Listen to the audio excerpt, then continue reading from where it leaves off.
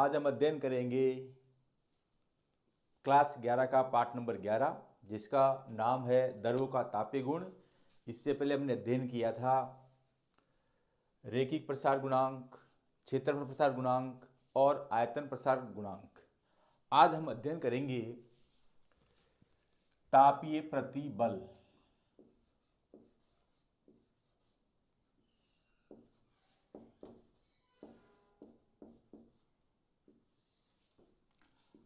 अंग्रेजी में कहते हैं थर्मल स्ट्रेस।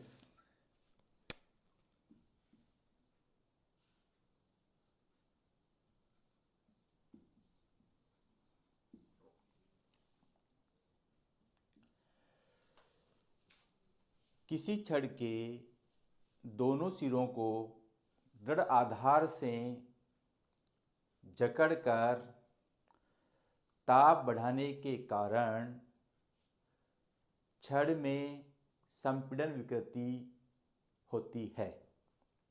उस संपीड़न विकृति के कारण छड़ में एक प्रतिबल उत्पन्न होता है और उसी प्रतिबल को हम कहते हैं तापीय प्रतिबल।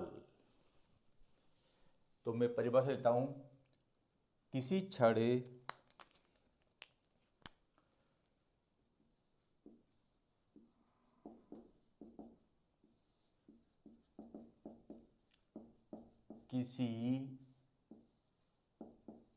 छड़ के दोनों सिरों को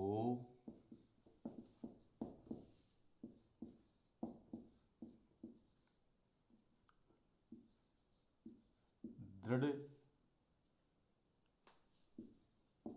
आधार या दृढ़ आधारों से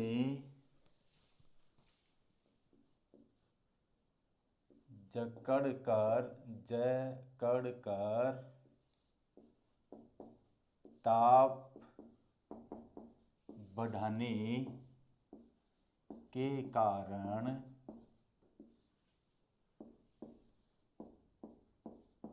छड़ में संपीड़न विकृति होती है। जैसे हम दृढ़ आधार से बंधी छड़ में ताप बढ़ाएंगे तो छड़ में स्थित अणु में संपीड़न होता है, उसे हम संपीड़न विकृति कहते हैं, जिसके कारण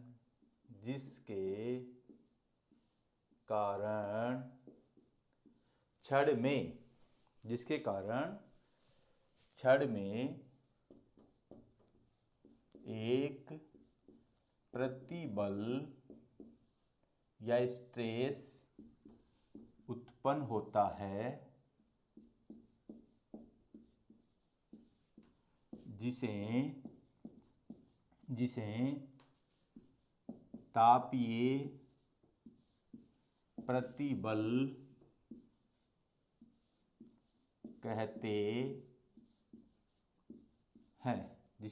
प्रतिबल कहते हैं, या थर्मल स्ट्रेस कहते हैं। देखो, हम जानते हैं या हमने पढ़ा है, हम जानते हैं कि डेल एल बराबर alpha L zero del T. किसी छड़ की लंबाई में यदि किसी छड़ की लंबाई एल जीरो है और उसके ताप में अल्प परिवर्तन डेल टी करते हैं तो उसकी लंबाई में वृद्धि डेल एल निम्न सूत्र से ज्ञात हमने पूर्व लेक्चर में की है। अब यदि मैं यहां पर इसको लिख दूं del L upon L zero, यानी प्रारंभिक लंबाई से दोनों पक्षों में भाग कर दूं तो ये एल जीरो से एल जीरो कर जाएगा अल्फा डेल टी। और ये भी हमने पढ़ा है कि किसी छड़ की लंबाई में परिवर्तन बटे वास्तविक लंबाई, इसको हम कहते हैं अनुदैर्ध्य विकृति। इसे क्या कहते हैं? अनुदैर्ध्य विकृति। लंबाई में परिवर्तन बटे वास्तविक लंबाई बराबर अनुदैर्ध्य विकृति। तो ये आ गई अल्फा डेल टी। ये समीकरण नंबर हो गया 1। अब देखो छड़ के पदार्थ का यंग प्रत्यास्था गुणांक बराबर होता है तापीय प्रतिबल या प्रतिबल बटा विकृति होता है। तो यहाँ प्रतिबल तो कौन सा है? तापीय। विकृति कौन सी है? अनुदैर्ध्य। ये अपन ने पहले पढ़ा है। प्रत्यास्था गुणांक प्रतिबल बटा विकृति, तो तापीय विकृति बटे अनुदैर्ध्य विकृति। और छड़ के यंग प्रत्यास्था गुणांक को हम y से रिप्रेजेंट करते हैं। तापीय प्रतिबल हमें फाइंड करना था,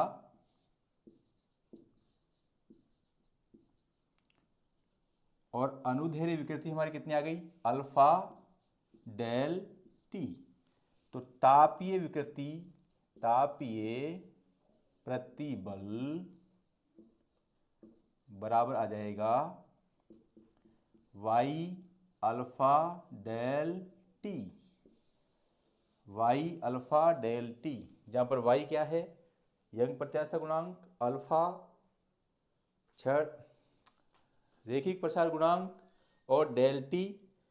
डेल टी ये हमने थोड़ा सा किया क्योंकि हमारे पूर्व सूत्रों में डेल टी जो था कैपिटल टी था, तो मैं यहाँ भी टी कर देता हूँ ताकि आपके समझने में कोई दिक्कत नहीं होगी। ये भी टी और ये भी टी।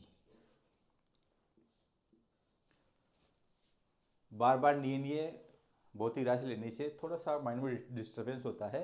उस सिमिलरिटी को बनाए रखने के लिए मैंने जो पहले इस्तेमाल किए हैं भौतिक राशियाँ, उन्हीं को मैं यूज कर रहा हूँ। अब आप इसका स्क्रीनशॉट ले सकते हैं।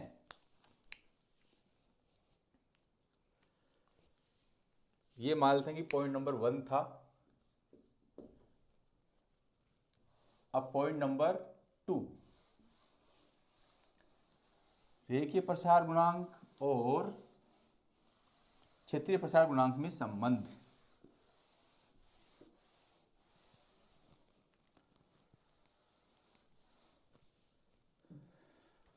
पॉइंट नंबर 2, रेखीय प्रसार गुणांक तथा क्षेत्रीय प्रसार गुणांक में संबंध। Relation between coefficient of linear expansion and coefficient और सरफेसिकल एक्सपेंशन। देखो, ठोसों के तापीय प्रसार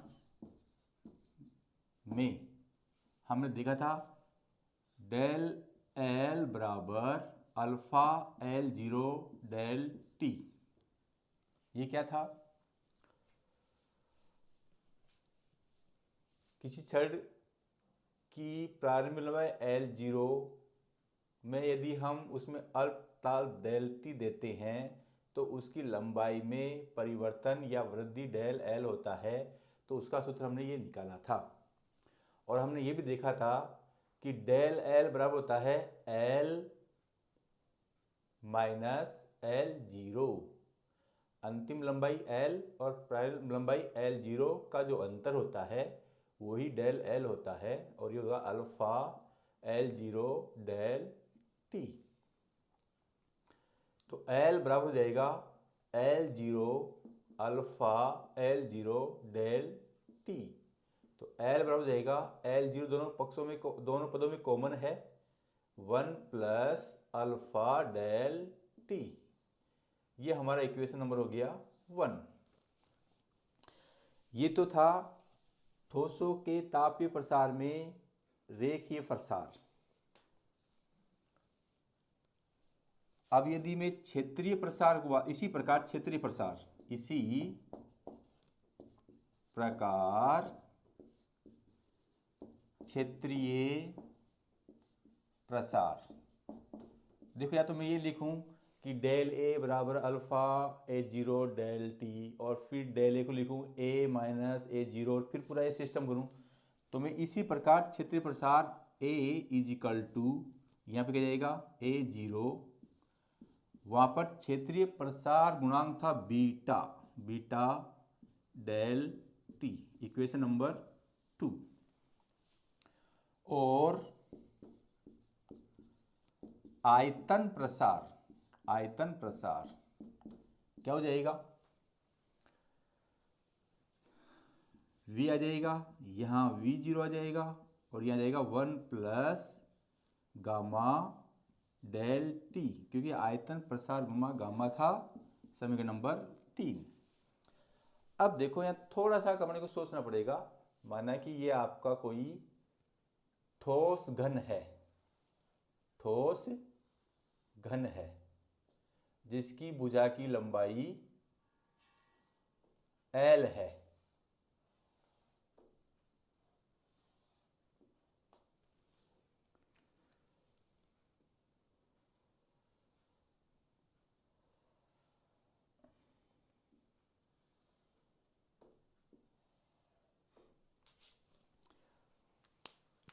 अब देखो जब इसको हम डेल टी ताप देते हैं तो इस घन का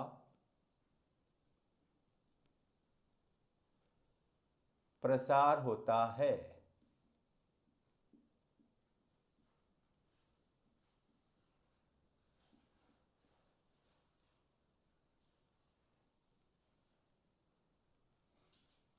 इस घन का प्रसार होता है।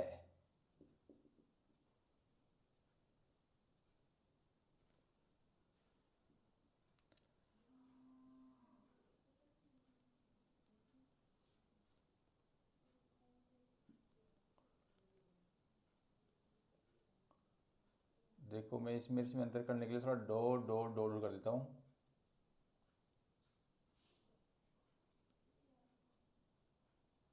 इस प्रकार इसका प्रसार होता है। मान लेते हैं कि इसकी जो प्रारंभिक लंबाई थी वो L0 थी, प्रारंभिक घन की लंबाई L0, प्रारंभिक घन की लंबाई बराबर L0।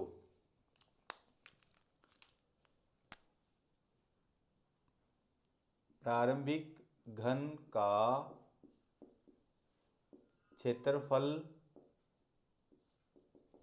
A0 और प्रारंभिक घन का आयतन V0 है, और अंतिम घन की लंबाई अर्थात डेल टी ताप देने पर घन की लंबाई L, घन का क्षेत्रफल और अंतिम घन का क्षेत्रफल A और अंतिम घन का आयतन V, ये अपने को दे रखा है। उस दिए हुए के हिसाब से हमने ये लिख दिया है।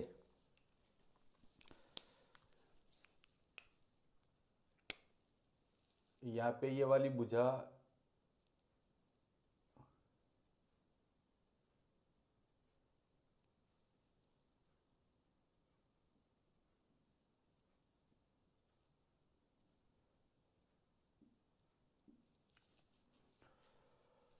अब हम क्या करते हैं, हमें चाहिए रेखीय प्रसार गुणांक तथा क्षेत्रफल प्रसार गुणांक में संबंध। तो हम क्या करते हैं, समीकरण 1 का वर्ग कर देते हैं। समीकरण 1 का वर्ग करने पर, समीकरण 1 का वर्ग करेंगे तो लेफ्ट में लेफ्ट साइड वर्ग होगी और राइट में राइट साइड वर्ग होगी। तो एल स्क्वायर बराबर L zero square 1 plus alpha del T का होल स्क्वायर। अब देखो यहाँ पर घन की प्रारंभिक लंबाई एल जीरो है और डेल टी ताप में वृद्धि करने पर अंतिम लंबाई एल है। तो जो प्रारंभ में घन था उसका क्षेत्रफल होगा L zero square. L zero square मतलब है ए जीरो, और जो डेल टी ताप देने के बाद में इसकी लंबाई हो गई एल। लंबाई क्या हो गई, एल। तो इसका जो अंतिम क्षेत्रफल बना उसका क्षेत्रफल क्या हो जाएगा, एल स्क्वायर अर्थात ए।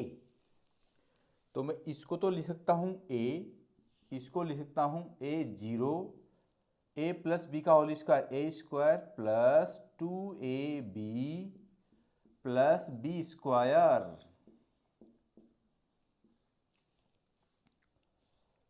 अब देखो यहां पर जो डेल टी है, डेल टी अल्प है,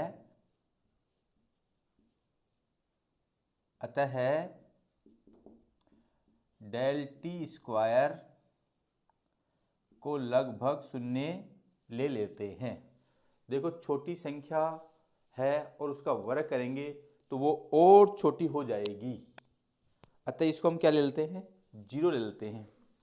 जीरो लेने पर इस समीकरण रूप क्या होगा, ए जीरो ऐसे की ऐसे, ए की जीरो भी ऐसे की ऐसे, 1 प्लस ये टर्म्स क्या हो गई, डेल टी स्क्वायर जीरो रखने से पूरी जीरो हो जाएगी। तो क्या बचेगी, 1 प्लस 2 अल्फा डेल टी। ये हो गया इक्वेशन नंबर 4। अब देखो जो इक्वेशन नंबर 2 है और 4 है, लेफ्ट हैंड साइड बराबर लेफ्ट हैंड साइड है, ये इनटू में ए जीरो है, यहाँ भी इनटू में ए जीरो है, यहाँ पे 1 है, यहाँ पे भी 1 है, यहाँ प्लस है, यहाँ भी प्लस है, यहाँ पे डेल टी है, यहाँ भी डेल टी है। अब देखो यहाँ पर बीटा है और यहाँ पर 2 अल्फा है। तो समीकरण 2 और 4 की तुलना करने पर, समीकरण 2 वह 4 की तुलना से बीटा बराबर 2 अल्फा, और यही हमें निकालना था। तो हमारा रेखीय प्रसार गुणांक अल्फा है, क्षेत्रीय प्रसार गुणांक बीटा है, तो दोनों में जो संबंध को दिखा रहा है। अब आप इसका स्क्रीनशॉट ले सकते हैं।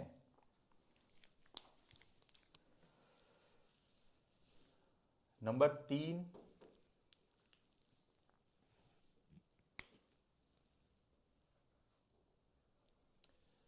रेखीय प्रसार गुणांक और आयतन प्रसार गुणांक में संबंध।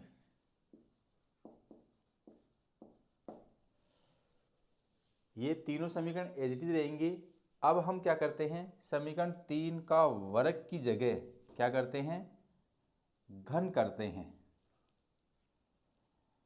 घन करेंगे तो यहाँ पे क्या हो जाएगा, क्यूब, यहाँ भी क्या हो जाएगा, क्यूब, यहाँ भी क्या हो जाएगा, क्यूब। देखो किसी घन का आयतन क्या होता है, भुजा गुना भुजा गुना भुजा, अर्थात भुजा की गुणा 3। तो प्रारंभ में तो आयतन हो जाएगा v जीरो यानी कि एल क्यूब, और अंतिम में आयतन हो जाएगा v एल क्यूब। तो इसको तो मैं क्या लिख सकता हूं, v, इसको मैं क्या लिख सकता हूं, v जीरो। अब यहां पर जो चेंज होगा वो अलग होगा, 1 का क्यूब 1, फिर आएगा, देखो हम ये जानते हैं a प्लस बी की घात 3 बराबर a cube plus 3a² b 3ab² plus b cube, इसका हम इस्तेमाल करेंगे। तो यहाँ पर a की जगह 1 है और b की जगह अल्फा डेल टी है। तो a 1 का क्यूब 1, 3 ऐसे की ऐसे, a की जगह क्या है 1 है तो 1 का स्क्वायर 1 ही आएगा, b जगह जाएगा अल्फा डेल टी। 3 की जगह 3, a की जगह 1 और b जगह जाएगा अल्फा डेल टी, यानी कि alpha square del T square plus b cube, यानी कि alpha cube del T cube. देखो फिर यहाँ पर डेल टी अल्फ है, अतः डेल टी स्क्वायर 0 वह डेल टी क्यूब भी 0। अब del T square 0 del T cube 0 होने से ये टर्म्स आपकी 0 हो गई, ये टर्म 0 हो गई, क्या बची ये वाली टर्म्स बची। तो ये वाली बची तो क्या लिख दूंगा इसको 3, और ये आपका क्या हो जाएगा v0 की जगह v0 और ये क्या जाएगा v। ये इक्वेशन नंबर कितनी जाएगी 6। अब हम क्या करते हैं 3 और 6 की कंपेरिजन करते हैं। लेफ्ट साइड में v है बराबर है v0 है, ब्रैकेट में 1 है या भी 1 है, या गामा डेल टी है, यहाँ पर 3 अल्फा डेल टी है। तो गामा बराबर क्या जाएगा, गामा बराबर आ जाएगा 3 अल्फा। ये हो जाएगा इक्वेशन नंबर 7। तो देखो गामा क्या है आयतन प्रसार गुणांक, अल्फा क्या है रेखिक प्रसार गुणांक। तो ये जो समीकरण 7 है वो रेखिक प्रसार गुणांक और आयतन प्रसार गुणांक में संबंध को दर्शाता है। अब आप इसका स्क्रीनशॉट पुनः ले सकते हैं। अब इसका ये भी पूरा काम हो चुका है और इधर भी ये पूरा काम हो चुका है। पॉइंट नंबर 4 यानी पॉइंट इसी में 3 में ही। अब हम ये देखेंगे कि जो रेखिक प्रसार गुणांक है और क्षेत्रीय प्रसार गुणांक है, रेखिक प्रसार गुणांक को हम अल्फा से लिखते हैं और क्षेत्रीय प्रसार गुणांक को बीटा से और आयतन प्रसार गुणांक को गामा से लिखते हैं। अल्फा को हम अल्फा रहने देते हैं, अनुपात बीटा बराबर समीकरण 5 से क्या आया था 2 अल्फा, गामा बराबर समीकरण 7 से क्या आया था 3 अल्फा। तीनों पक्षों में अल्फा अल्फा उठा देते हैं तो 1:2:3। तो जो रेखिक प्रसार गुणांक है और क्षेत्रीय प्रसार गुणांक है और आयतन प्रसार गुणांक है, तीनों में अनुपात 1:2:3 का होता है। अब जो चौथा पॉइंट है वो है ठोसों के तापीय प्रसार का दैनिक जीवन में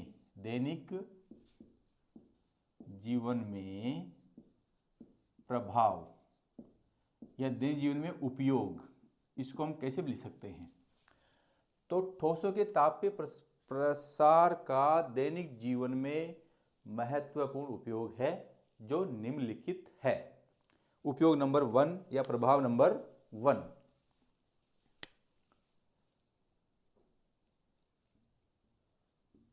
रेलगाड़ी की पटरियों के मध्य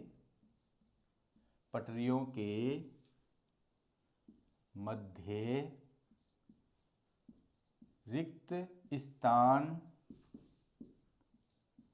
छोड़ना। देखो रेलगाड़ी पटरियों के मध्य रिक्त स्थान छोड़ा जाता है।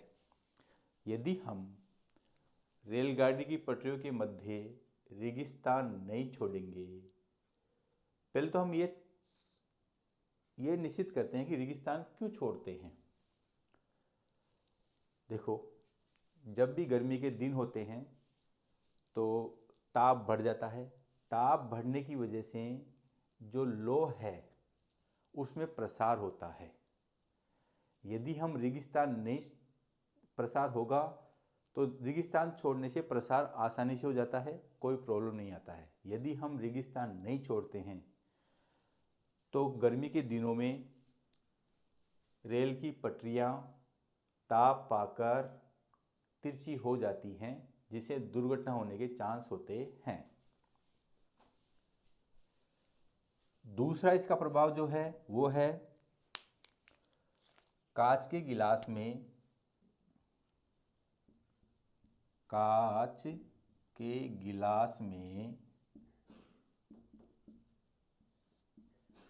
गर्म पानी या चाय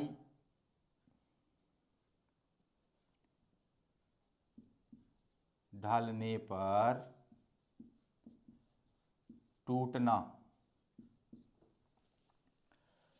ये भी तापीय प्रसार पर आधारित है। कांच के गिलास में गर्म पानी या चाय डालने पर टूटना, ये भी ठोसों के तापीय प्रसार पर आधारित है। मान लेते हैं कि ये आपका गिलास है,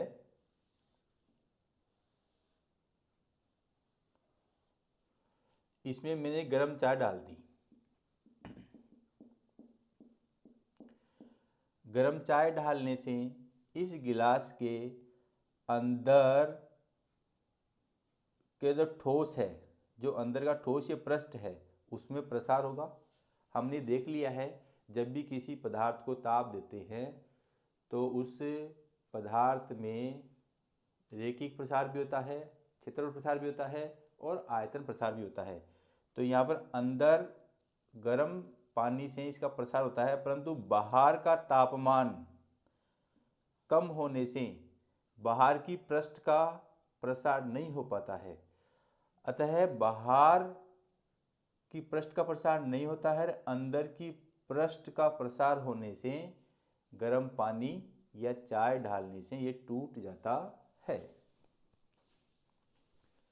तीसरा जो प्रभाव है या अनुप्रयोग है वो है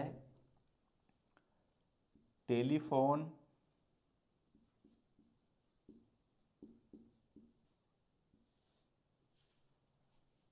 या विद्युत लाइन के तारों को ढीला रखा जाता है।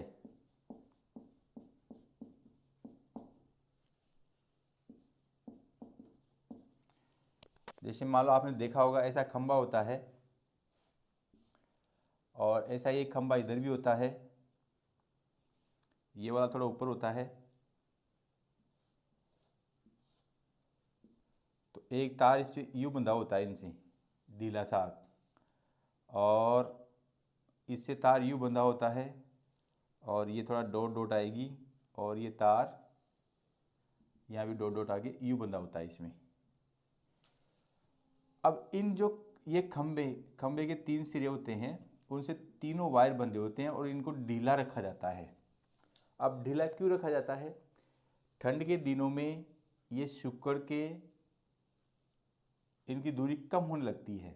यदि हम ढीला नहीं छोड़कर टाइट कर देंगे तो ठंड के दिनों में इनके टूटने के चांस होते हैं। अतः यहाँ पर भी ठोसों के तापीय प्रसार का प्रभाव दिखाई देता है। आप मेरे YouTube चैनल को लाइक, कमेंट्स और सब्सक्राइब करना नहीं भूलें। धन्यवाद।